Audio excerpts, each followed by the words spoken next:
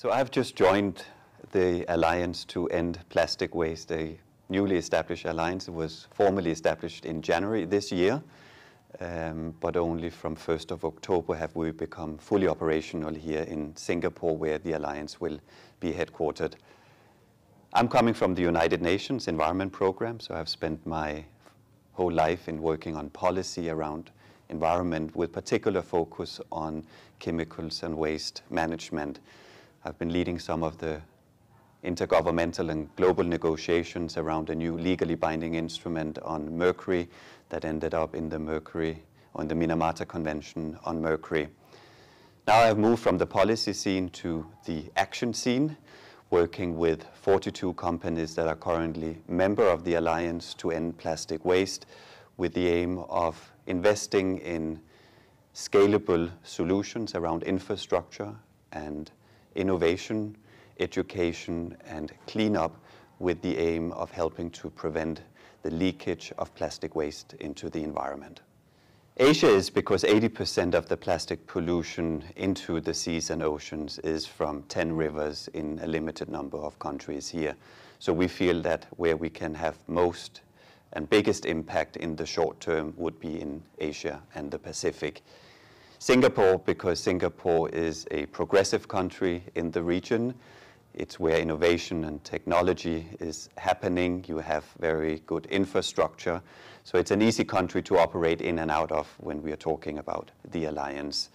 Singapore has a strong focus on waste and waste management, and we believe by being in Singapore, we can work also with the government in promoting new technologies and solutions to waste management that potentially also can be exported as solutions in other parts of the region, but ultimately maybe in other parts of the world as well. We will be working outside Asia and the Pacific as well as we grow as an alliance, with activities in Africa and Latin America, and most likely also in the US and in Europe.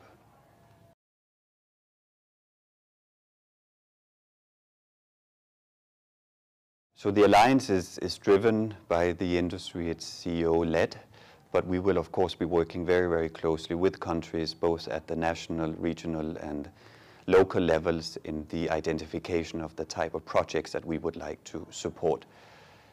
The reality is that in many parts of Asia and the Pacific, in particular where we have the leakage of plastic waste into the environment, that there are no waste management systems in place. So where we would like to invest some of our resources is in waste management structures that can address not only the issue of plastic waste, but the broader waste management agenda. We're also looking at it from a circularity perspective. We believe that plastic does have a value, and we need to ensure that that value is not lost.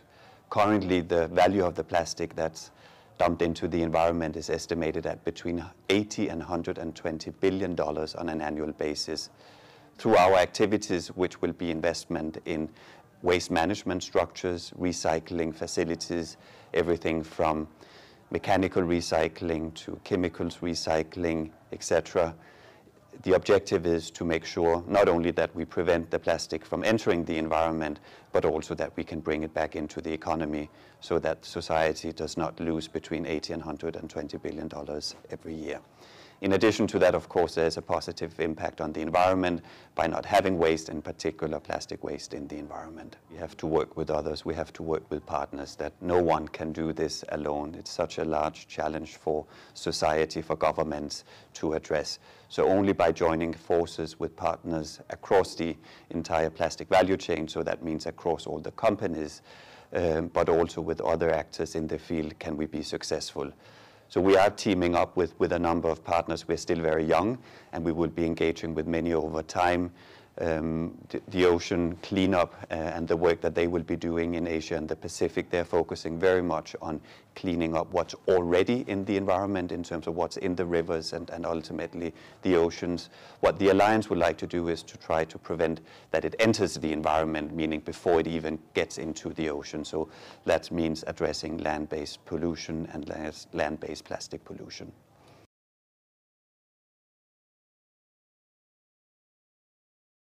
So we have 4 areas of main intervention. That's innovation and infrastructure. Those are very heavy from an investment perspective, but we will also be focusing on education and cleanup. We have started some work actually in Indonesia addressing the issue of education and cleanup. By education we mean capacity building in terms of supporting local communities, but as you also said, it is engaging with schools, getting the issue of waste and the broader waste management agenda into the curricula, in schools and communities. So we are trying to change the behavior and the patterns of how people look at waste.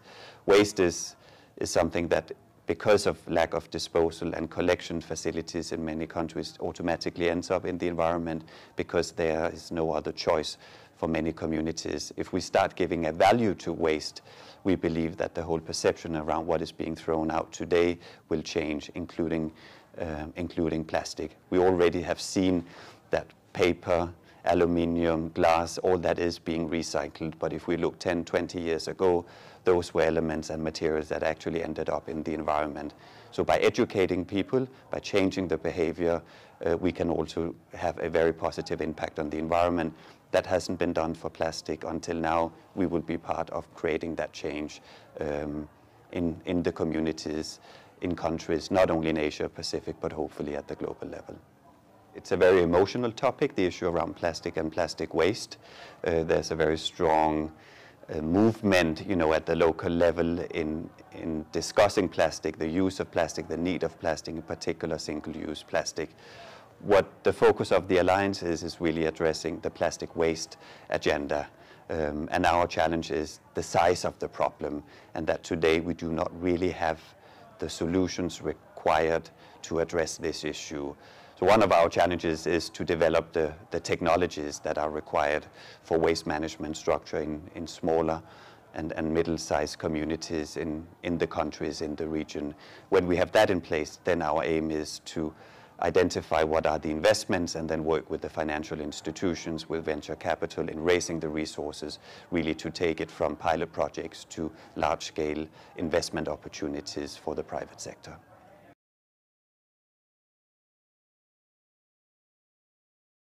I think the challenges are different because there are different structures, in particular when we talk waste management in place in the Northern Hemisphere compared to for instance, in Asia and the Pacific.